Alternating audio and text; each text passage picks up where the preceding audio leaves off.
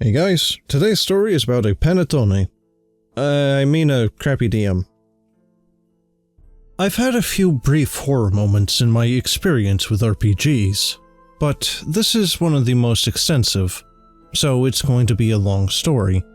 We had a group where we rotated games and GMs for every campaign, so I had played 2 other campaigns with this same group, and they were really good.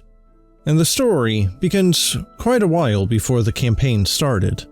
The group was formed by myself, the hippie, who is just a really nice guy that tries to avoid every conflict, Mr. Precise, who is a very precise and ordered guy and gentle and tries to avoid fights, but not conflicts, and then the GM. The GM wanted to start a gritty fantasy campaign in the Viking era, specifically the Journey to Ragnarok module for D&D 5e, which was really cool so far.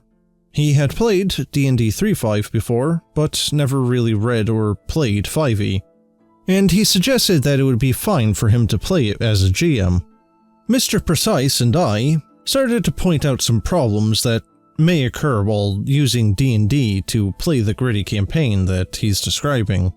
We suggest that he read the manual and rule out some spells or abilities that may automatically solve the problems that he wants to put in the story. For example, the Goodberry spell can create food for an entire party, so if he wants to play around with hunger, he should either modify or ban the spell.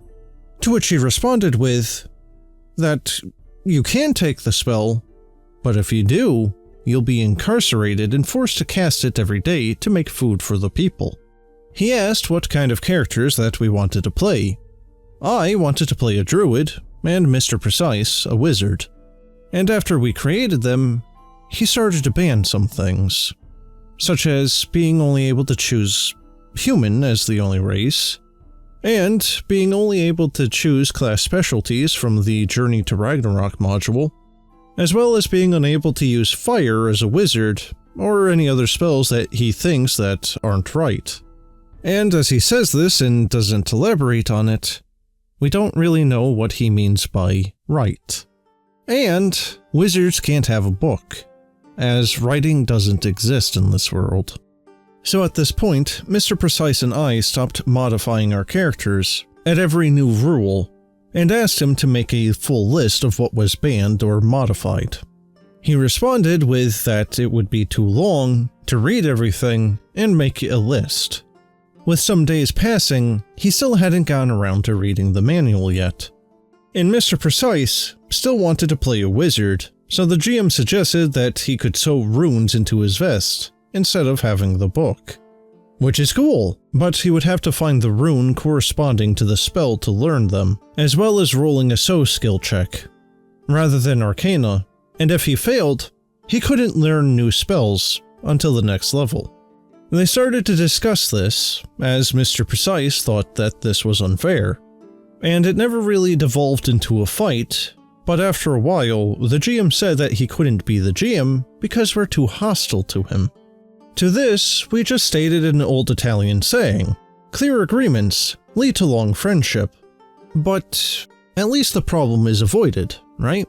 Well, not so fast. The GM changed his mind and brought new home rules to the table. Like, using swords wears out the edge. I asked if hammers had the same problem, and the GM said that they don't have it because hammers didn't exist during this era. He corrected himself right after, saying that they do exist, but only smiths have them, and they're 10 times as expensive as a sword. What?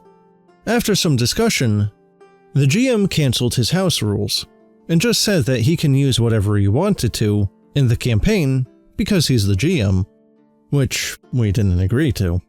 Of course, the GM can create his world and modify rules before the campaign starts, but especially after all of what he has said, we'd like to use really clear rules. And around this point, the hippie, who has participated at this point very little in the discussion, made a long message that said that changing all the rules in this way was way too much, and repeated what we said to the GM, that he should at least read the manual for a start. Mr. Precise added that changing random things really changes the balance of the game.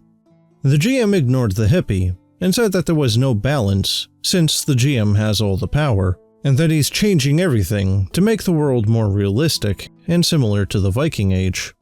And we tried to explain a little bit more of what we meant by balance, but he completely ignored us.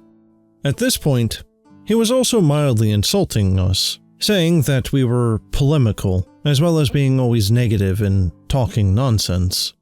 So I made a long post in which I said that he is ridiculous for not listening to all of his 3 players, and if he wanted to GM properly, this is the first thing to do, and everyone else agreed to this.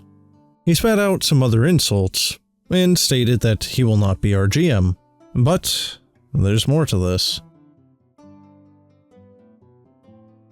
Mr. Precise and the GM kept fighting about changing the rules to accommodate the setting, and basically the GM wanted to change everything, while Mr. Precise suggested to change little things, or just simply to not use a high fantasy game to play a realistic and gritty world.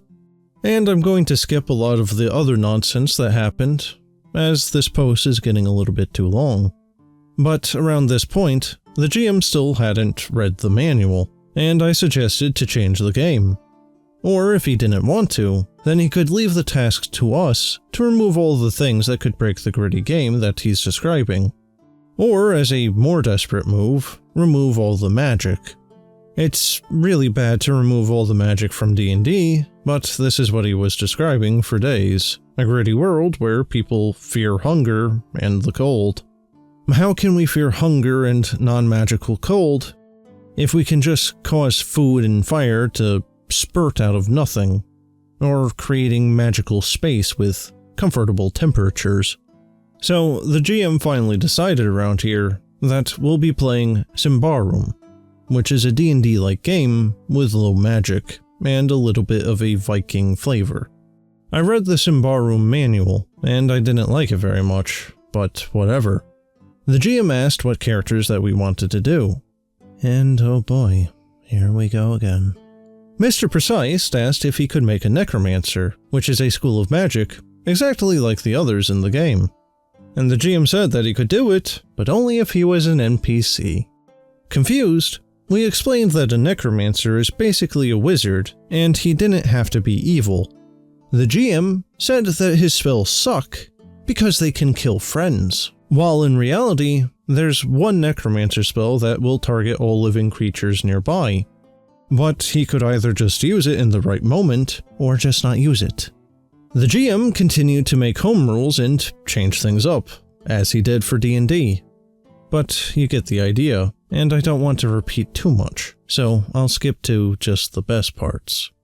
After I made my character, which was some sort of paladin, he tried to modify my abilities distribution, my powers choice, my background, and not because it didn't fit the setting, he just wanted to make my character one-eyed to maybe resemble Odin. I don't know. As well as the picture I wanted to use, and my character name, which was Gorm, because it wasn't Viking enough. And I literally just searched on Google Viking names, as he suggested, and chose one from those. I discussed some things with him, trying to accommodate what he was looking for, but I just refused to agree to this nonsense. And at this point, you may ask, why do you still want to play with a GM like this? Well, this was thrilling to me, as I wanted to see how it would end. And the campaign started. When we were doing roleplay between characters, it was pretty exceptional. And even the parts with the GM were pretty nice. The problem is that, in combat, he would continuously give us malice for our actions and try to defeat us by cheating, but never killed us. The worst part was that every event occurred in an awful railroading fashion. Whatever you did, the most predictable thing would always happen. We played the first sessions using a draw program with the GM sharing his desktop, and we switched to Roll20 later. And at some point, he alt-tabbed and showed us some notes by mistake. It was a graph formed by 9 or 10 hexagonal boxes and arrows like this. Encounter with NPC. Go to the woods. Wolf attack. Injures NPC. Return to village. Other NPC punishes them for leaving the first NPC there. I read only the first boxes, and I understood what it was, and stopped. But everything I read had happened. In the end, I lasted 5 sessions. The last thing was an encounter with an invincible NPC, who healed more damage per turn than we could possibly make. And during this encounter, I tried to just die in an old-fashioned Viking way before leaving the campaign. But apparently this wasn't his plan, so I didn't die. So I wrote a message in the group telling them that this wasn't my style of playing. I'm not having fun, and so I'm stopping. The GM insulted me one more time and said that he should have never accepted me as a player, which I was contacted by Mr. Precise on a role-playing website and asked to join the group. He then proceeded to kick me from the group chat before the other players could answer me. And the best insult towards my character was panettone schifoso, which means disgusting panettone. And today, I don't even know what this means. My character was basically a noble Viking warrior with some heals and divine protections. The other players privately messaged me saying that they understood, but they're going to continue playing with him because he's a friend. Well guys, for someone who wanted to make his game more historically accurate and Viking-like, it certainly seemed like he was utterly uneducated on the subject. He also should have chosen a low fantasy system to begin with, and as I'm completely unfamiliar with Symbaroum, I have no idea if that would have been the best choice off the bat. But even if it was the perfect Viking TTRPG, I still don't think that would be enough to appease this ding-dong. But hey, maybe now that Valheim is out, he can get his Viking fix without being a crappy DM.